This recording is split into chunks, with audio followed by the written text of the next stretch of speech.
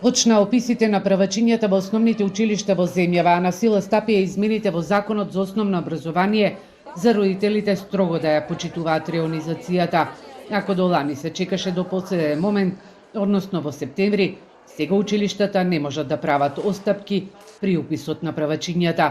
Туку во саканото училиште може да се запишат само доколку детето има посебни образовни потреби или во реонското нема настава по мајчин јазик. Со измените во Законот за основно образование од јануари 2025 година, веќе таа опција за родителите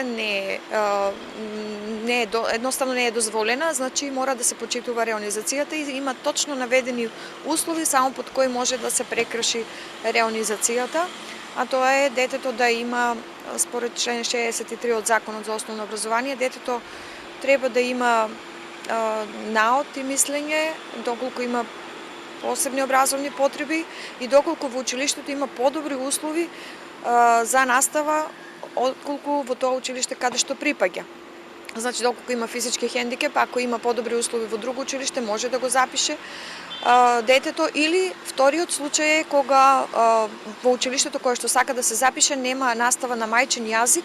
Родителите кои не сакаат нивните деца да се запишат во училиштето кое во нивниот реон изминатите години врше и промена на местото на живење. Реонизацијата на училиштата направи проблем со сегрегацијата на роми во едно од основните училишта во Штип. Години наназад, поради се помалиот број на ученици од македонска националност, се формира и чисти ромски паралелки. А дали ќе се повтори овој проблем, ќе се знае по завршувањето на првиот уписен рок.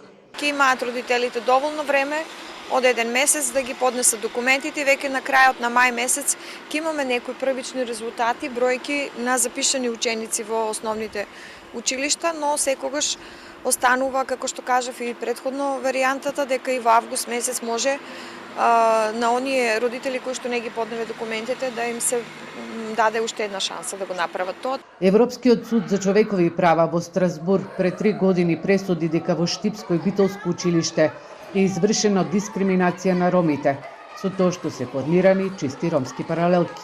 Постапката за докажување на сегрегација ја покрена околу 30 на семејства.